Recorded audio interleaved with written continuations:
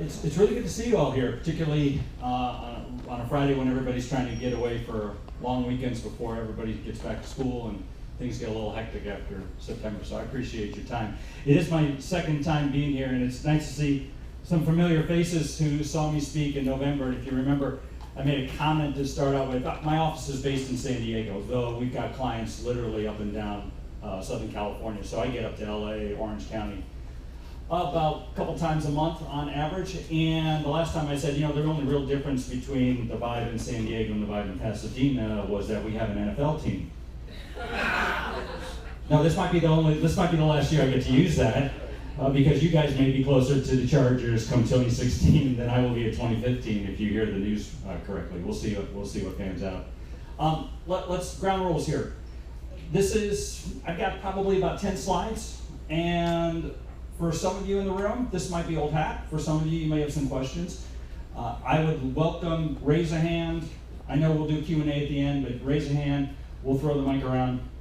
And I'd love your opinion. I'd love your perspective. I'd love for you, if you believe that what I say doesn't make sense and you've got a counter to it, please, by all means, let's make this as interactive as possible, because it's going to become very apparent to many of you in just a couple of minutes that I am not the smartest guy in the room.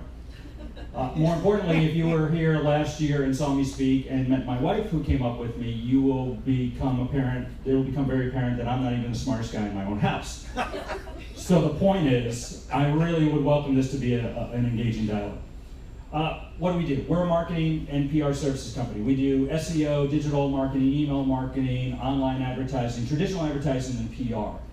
Now, a year and a half, 2 years ago, I would have reversed that. I would have told you we do PR and traditional advertising and then dabble in the rest. And right now it's about a 60-40 split. It's going to quickly become inverted, where 60% of our business is in being your own broadcaster. Any idea why that is? Just shout it out. YouTube. Say again? You said YouTube. YouTube, yeah. Well, what's happening? What's happening to the traditional outlets?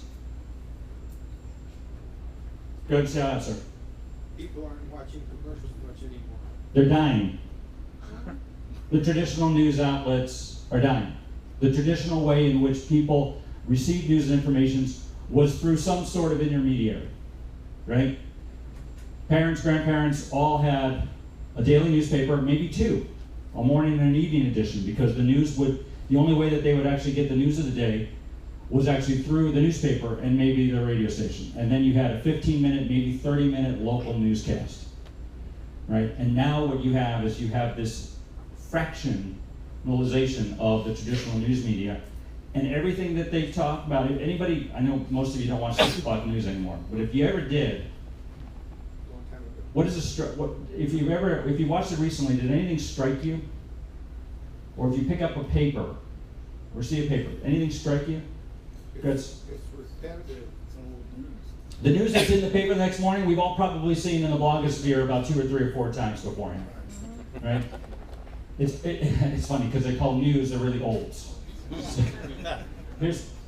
So I'm going to go over sort of the depth of the news media, the availability of self-publishing, how to go about it, what are the critical components for you, either as an individual, as a representative of an organization, can truly be your own broadcaster. I believe this is the most exciting time and the greatest opportunity for any organization of any size, shape, or form to get as much awareness and as much notoriety and more importantly, as much business as they want for the lowest amount of cost. Because you have the opportunity to do that yourself, as opposed to having to pay somebody to do it for you through like a newspaper ad or things like that. Here's the reality. The LA Times, which is one of the largest and still most respected news organizations in town, their circulation is down 50% in the last 5 years. They were a 1.2 million circulation. They're somewhere around 670,000 now.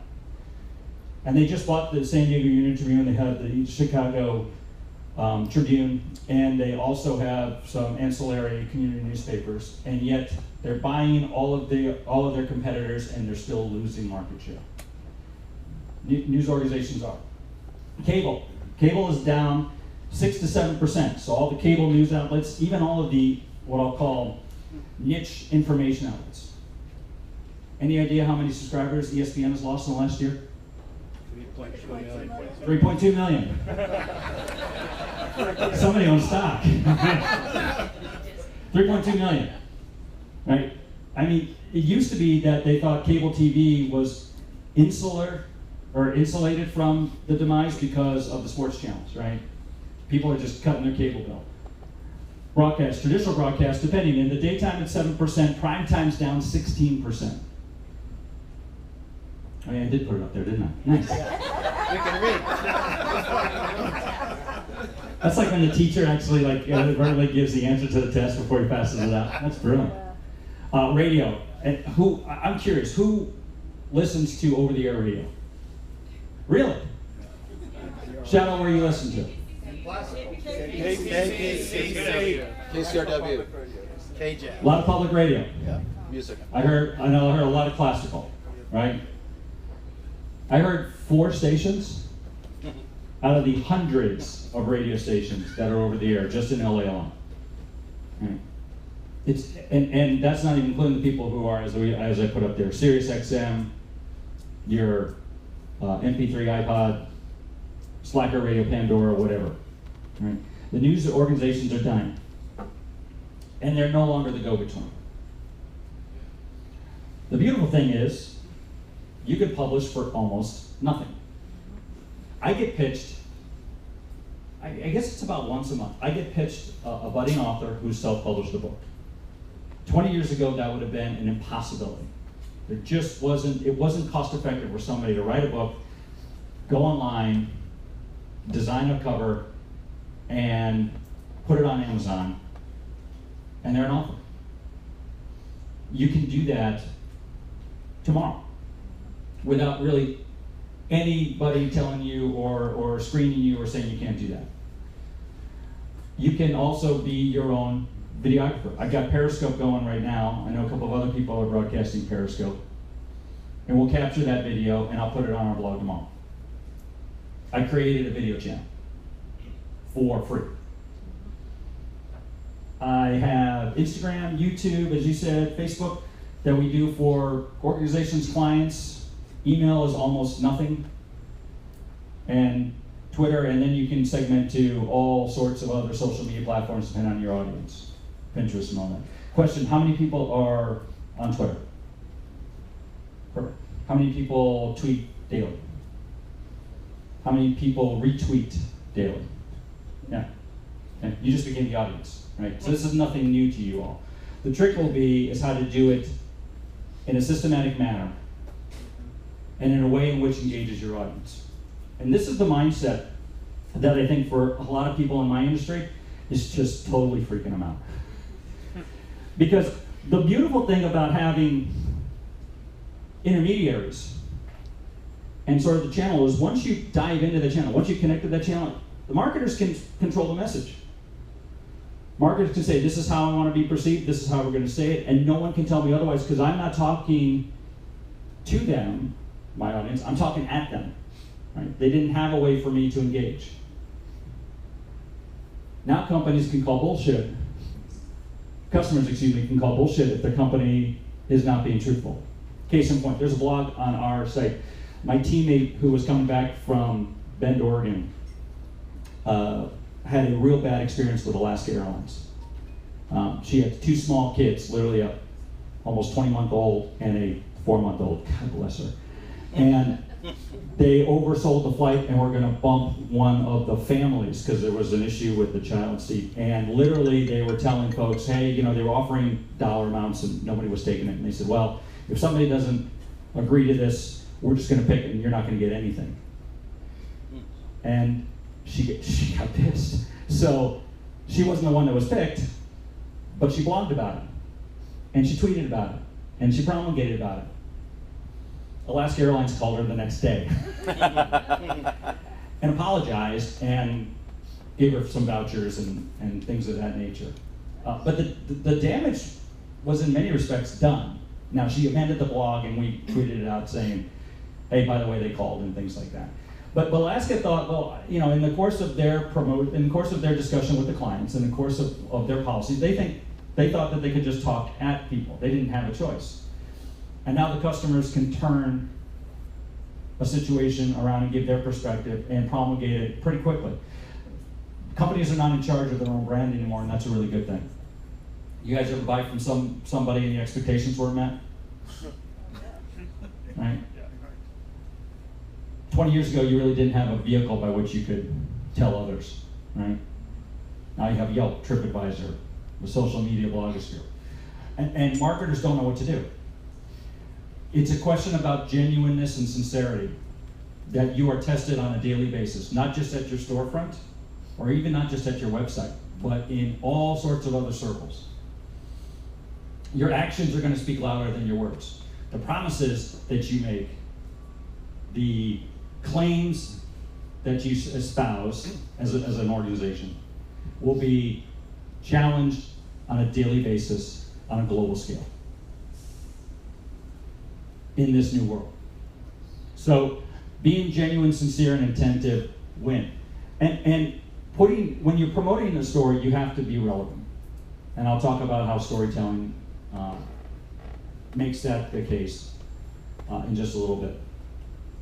Now, does that mean that organizations and individuals and entrepreneurs, you need to be perfect? Yes. What was that? You said, no. I heard a yes. Why is it yes? I'm kidding. Oh, okay. She said she's kidding. It's funny though, because there's a lot of organizations like, oh my God, we can't fail. Or if we do fail, we can't tell anybody else, right? We want to contain it, right? We want to try to cover it up, or we want to try to make it quiet and go away. That goes against the genuine and sincerity trend that's underway. It's the integrity portion, correct? People are going to fail. We're human, right? And I think, and you tell me as consumers, the more humanizing you make your organization, the more people are going to cut you some slack. Right? Nobody gets it right 100% of the time. And the mark of a true valued company is how they take care of customers, partners, vendors when things don't go right. Right? You'd rather somebody tell you, you know what, my bad, we screwed up. Let me take care of this for you. And chances are, and studies have shown, you are actually going to have more loyal customers in the process. But this is really scaring the hell out of marketers because they haven't had to deal with this before. So it's a mindset that has to really promulgate all the areas now, all the distribution, promotion strategies that you're having. Okay? How many of you have a blog? Cool. Shout out. How many times do you post blogs? Once a week? Cool. 3 times? Wow, somebody's got some time. That's cool. No, that's great. What do you blog about? You? No, things I've experienced. Things you've experienced. Okay, you're on to that. Storytelling, right? Things, and who is involved in those stories? Is it just you in those stories, your experience? Do you add other characters to your story? Yes. The engagement that you have with others, right? One of the most popular blogs we have on the site. Now, you know, in addition to strategic marketing services, I also teach some public speaking. I had one of the great honors of my life to officiate my wife's brother's wedding in Wisconsin just a couple of weeks ago. By the way, themonastery.org, you can be ordained in 5 minutes. I'm not kidding you. I recommend getting the $39.99 package because you get a book on how to officiate weddings. I thought that was useful. I swear to God, I'm clergy. If that doesn't just freak you out, I don't know what else does. But the beautiful thing about it is I talked about how well I was preparing for this one. I mean, I poured over this script, and I went over it with the bride and groom, and the rehearsal, I made sure everybody's in place, and I was on stage, and there's about 150 people, and this is the once in a lifetime, theoretically, that they're going to be, getting married. At least I hope so, because, the rest is up to them. I did my part. But I get up to the stage, and I get up to about third of the way through the wedding ceremony, and there was a passage that I wrote in there. I've known this couple I've known the brother-in-law for 20 years. I've known the bride, the wife, for about 3. And I'm very fond of them. And I put a passenger how much we love them. And I practiced it several different times, and it was and the emotions got to me. And I swear to you, I was that close to just bawling. And I had to pull it together because I'm like, I got 2/3 of this thing left to go, and we got to get out of here, you know, and all that sort of stuff. So I pulled it together, but I had written about it and talked about it. The title was My Wonderful Wedding Misstep, A Lesson in Public Speaking, which is like, look, sometimes it doesn't go right or it doesn't go as planned, but that doesn't mean it didn't go right. And it was one of the most popular blogs that we've had when we promulgated it on newsletter and social medias. And it drove some of the most traffic that we've had in a single day in quite some time. And I realized that it's because of the storytelling, right? I had the character development. I became human. It was genuine. It was sincere. And it was also showing that even when things don't go right, it doesn't mean that it doesn't add to the loyalty that people will have toward whatever it is you're trying to espouse. In this case, it was public speaking. The underlying was how to be credible in public speaking forum. I think that's something to keep up there. When you do your blogs, and video is great, whether it's a Periscope, you know, recording or some video scribe, a whiteboard video or something like that, make it as human and tell the stories. People will gravitate more when it doesn't look like it's an educational academic piece. You going back to school? How much are your books costing? Too much. Too much. Shake. How do we put this? Any professors from UC Santa Cruz? Good, okay, we're on it. How much of the book are you actually reading? Like I skimmed mine, okay? But I'm a poli-sci major, not a computer science major, so you didn't read the whole book because a lot of it's real dry and academic, and it's just, you know, it's painful, right? But you remember the ones that have stories that give you the example. Your blogs and your writing should be that way. It doesn't require you to be poetic. It doesn't require you to be, you know, the next Pulitzer Prize author. It just requires you to be genuine, sincere, and involve others in the story, okay? And then social media. The promulgation of that is to connect with people who are like-minded, let them give searchable keywords and hashtags in there. Pick the social medias where your audience is. It doesn't mean you have to be on 5 or 6 or 7, right?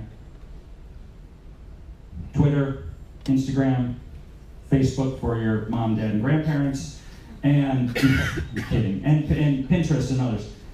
Whatever the audience you think it is, connect with that, and then just leverage that. Okay, you don't have to be every place. I think that's the one fallacy that social media has created. Social media was designed to be just that, social, and was designed to have sort of the one-off communications. There's a lot of people who think they have to be on all sorts of platforms and then just broadcast everything. Well, that's kind of like being the old television station, right? You're not talking to anyone, you're talking at them, and that'll turn them off. So be genuine, engage. Ask questions, okay? Ask for opinions. I asked you guys for feedback, right? I asked you to be part of this, and I mean that sincerely. And I've asked also some other questions because I'm trying to make sure that what I'm saying is actually resonating, but also is relevant. You guys are caring about this. And you'll let me know by your body language. And some of you in the back have already done so, which is fine. Except you, not really. The more you can, the more people are engaged with you, and the more that you are actually providing value, the more likely they are to stay. All right, and then the more memorable you are. Okay. How many people use email for business? And I should qualify that, like an email newsletter or something like that, as opposed to promulgating around. How often is your emails going out? Once a week. What's the business? E-commerce. E-commerce? Yeah, that's perfect. That makes sense. Thank you. Anyone else? Any other comment? Yes, ma'am? Robotics. Robotics? So you're doing it how often? For Weekly, but it's kids building robots. Oh, cool. Well, good. Yeah, kids, dogs, and food. Pretty much the 3 things that you can get over. You can get viral pretty quickly. That makes sense. We send an email about once every 3 weeks a month because we're marketers. We market to small and mid-sized businesses. We do it more frequently than that, it looks like spam. So the frequency really depends on the offering. But if you look at our email newsletter, which you can sign up on our site, by the way. It's literally got 2 articles, and it's like a paragraph that leads to it, and then there are links back to the blog. So if somebody wants a little bit more information, they can certainly do that. But email sort of gets a bad rap in some circles. People are going, well, what about mobile applications? And as I say here, mobile is something you should do, and you should invest in an app if you can afford it, or certainly look at mobile advertising if nothing else. It's half of the traffic, half of the internet traffic. But email still works. Email still gets real good emails, somewhere between 15 and 35% open rate. So, how you get 1,000 people on your list and it's a good email, you'll at least get 150 people open up every time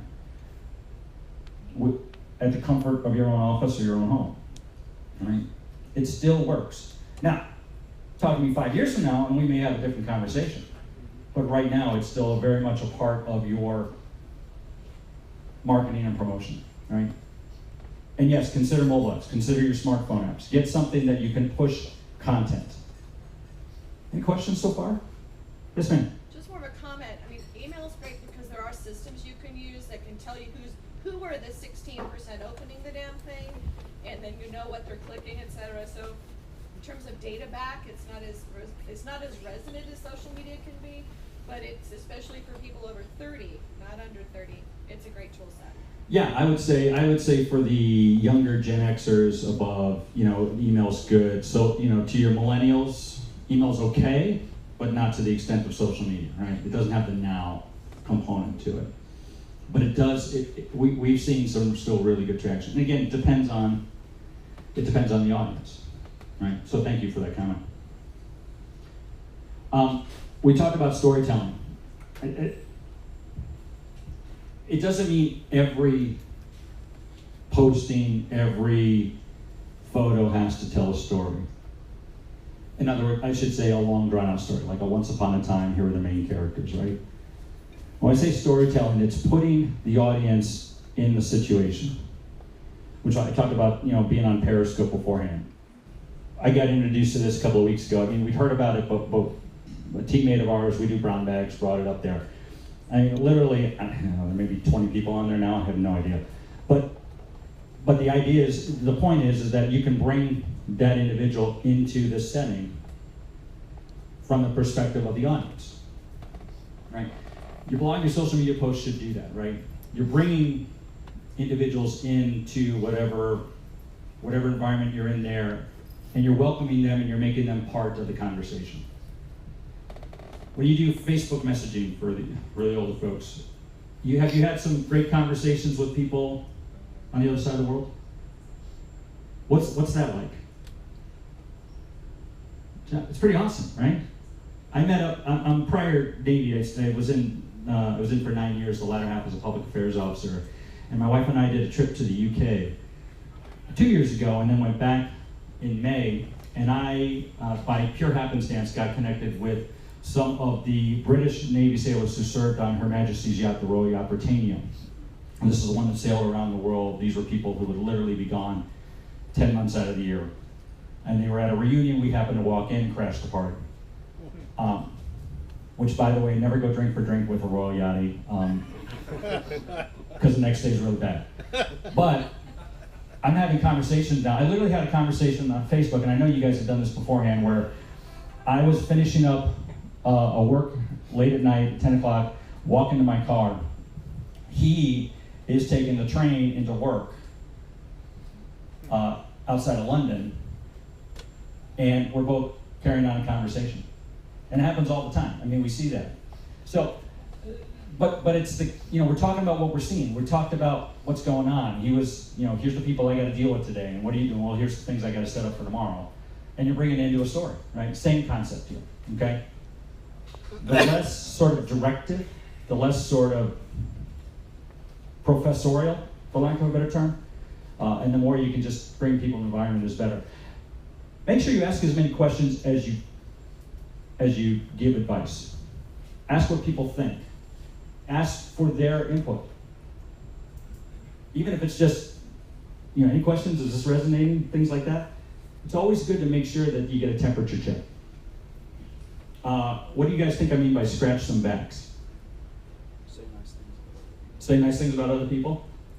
Promote other people's things. Promote, yeah, perfect, right? Guys, when I talk about how many people tweet and how many people retweet, right? What do you retweet? Anything of interest to me. Anything of interest to you? And the people who I was going to say, thank you. Anything of interest to you or people that follow you, right? Even if it's something that you not know, like I get friends who are literally wine connoisseurs, right? And so I see somebody who talked about the latest wine, and I retweet, hey, and then I tag them. So this is for you, and you forward it on, because you give them some love, right? It's not a quid pro quo. It doesn't have to be a tit for tat, but it is something where if the more that you're helping other people, the more they're apt to do so with you. You ever give, in business, you ever give a referral to somebody, then all of a sudden, a couple weeks later, that person's giving a referral back? It's kind of how it works, top of mind show. If they distilled nothing in the storytelling, the 3 B's, as I call them, BEs, are good, sort of quick rules of thumb. Be human, be real, be helpful. And if you do that, in the context of the expertise that you offer, or the products or service you're offering, while you may not necessarily have the circulation of 1.2 million people in your circles, your engagement level is going to go through the roof, more so than any press coverage that you have. Another story, there's a nonprofit that we are privileged to support. It's called the Emilio Neris Foundation. And without going into the details of why it was started, it's a husband and wife who have set up this organization that gives free rides to kids with cancer to their cancer treatments, because it is amazing in Southern California, San Diego, Orange County, and LA, how many kids, particularly the lower socioeconomic status, who miss their cancer treatments because their parents either don't have the means, they don't have a car to take them to the hospital to get their treatments, or they're literally working 2 jobs and they can't take off time because they're making ends meet. It's really an underlying real problem. And so they moved into Orange County. We had some great stories. Front page, top full, the Orange County Register. I mean, Sunday edition. It doesn't get much better than that from the traditional media. They got like 10 donors. And about $600. Thanks. But 5 years ago, that should have been thousands of dollars, right, of people rallying around there. But what we did is we put it in our newsletter, we put it on their social media, we propagated it out, and that's when the traffic started to spike. Media still has validation, and when I say if you want to do PR, that's great, because we still offer it as a service, obviously.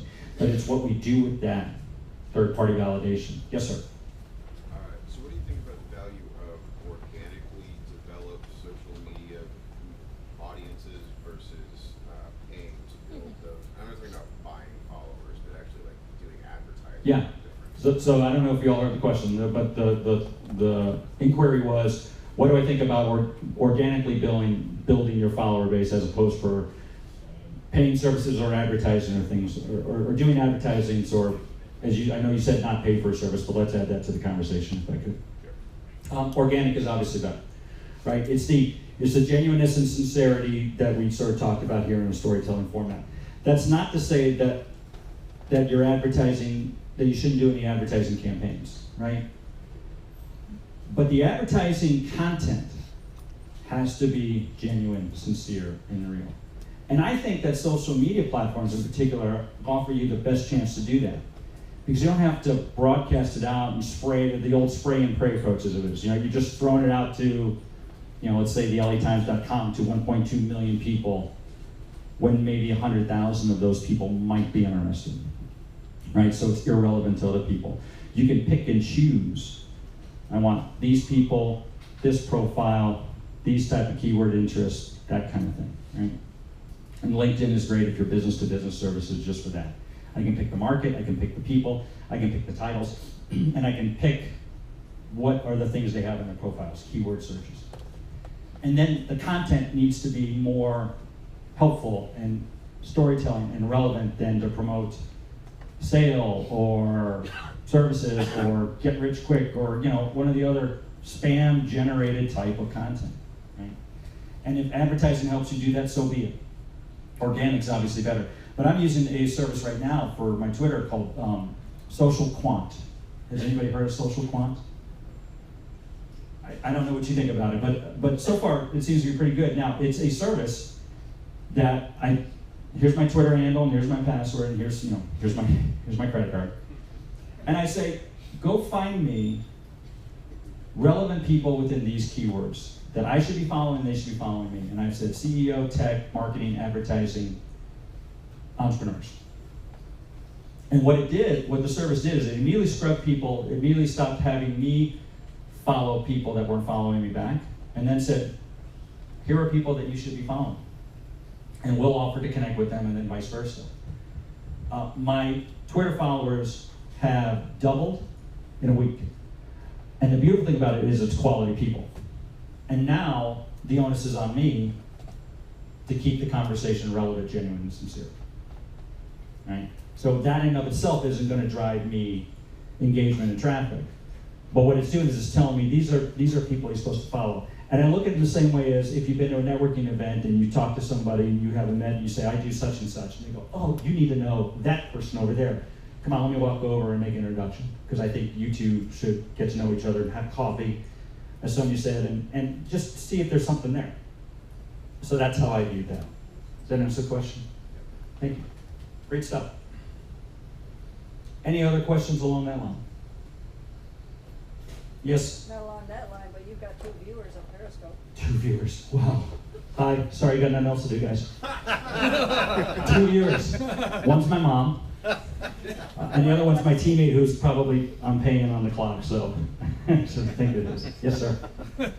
Each social media platform has its own quirks and the way it works best. Is there a place to find out which one will work best for what we do, and secondly, have the way it works that we want to bother with? So the question was, all social media platforms have sort of different quirks and idiosyncrasies. Can you figure out which one works best for you? Do I have that right? Right, and also which ones we want to bother with, because for instance on Twitter, it may work great for Q&A with the microphone. Oh, sure. So hang on 1 second. Got that? Okay, is that on? Yeah. So go ahead, Larry, though, but then we'll finish it up. So right. For something like Twitter, it may work great, better if you follow them and they follow you. But I may not want to bother with that. So what other would work? Which other platform would work for the way I want to bother handling stuff? And is there my question is there a place to find out which one works best under those parameters? I'm gonna, and in all due deference to our intellectual property lawyer, I'm gonna talk like a lawyer now and say it depends.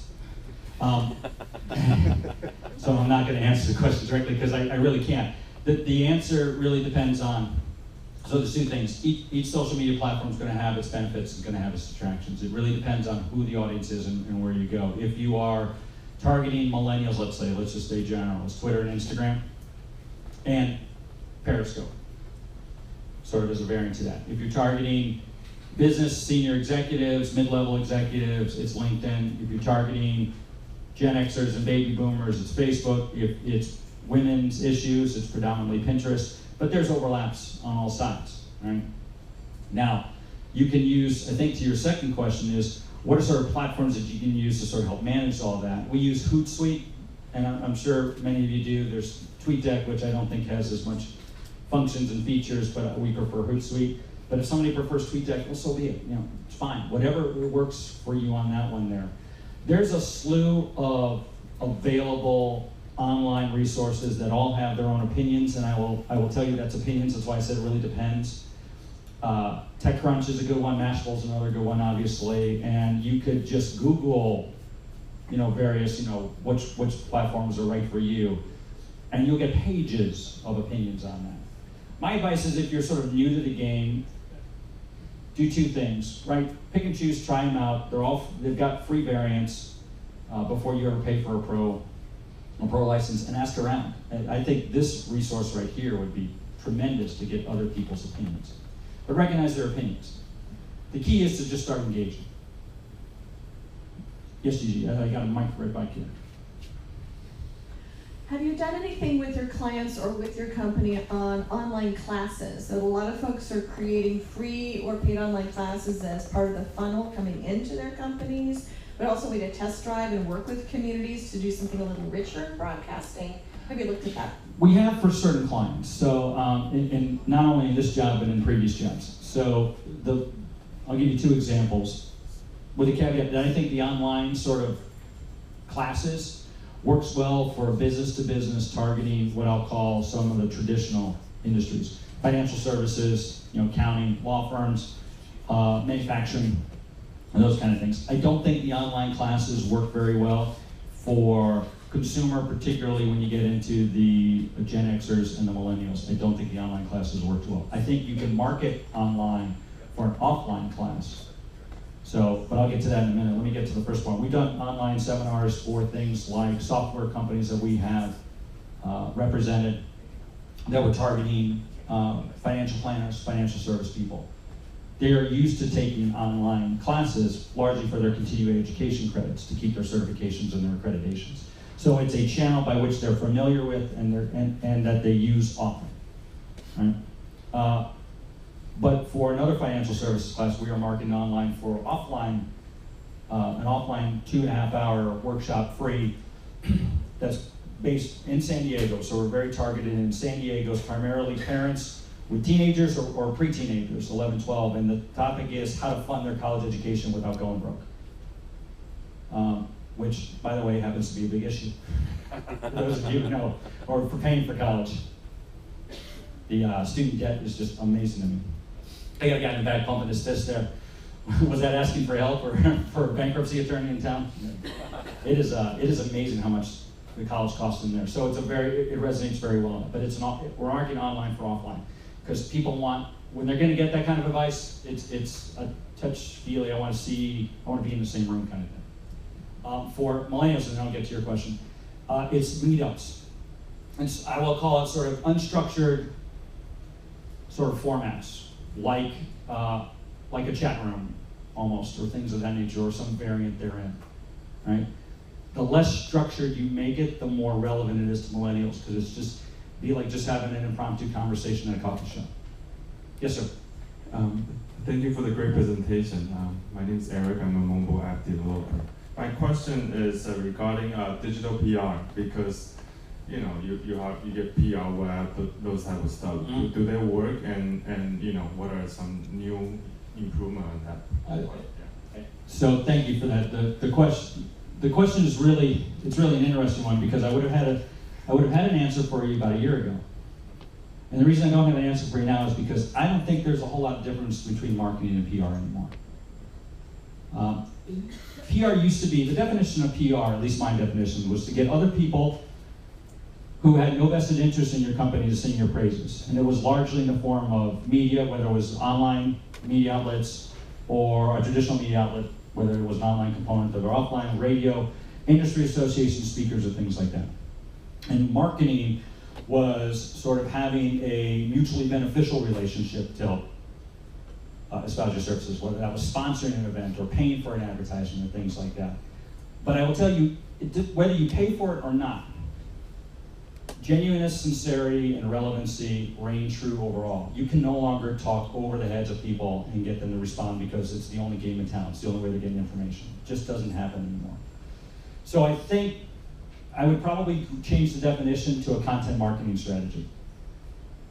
Through blogs, mobile apps, email, social media, along the manner with which I talked about, whether somebody else does it for you because that's their job, or somebody does it for you because they're connected with you.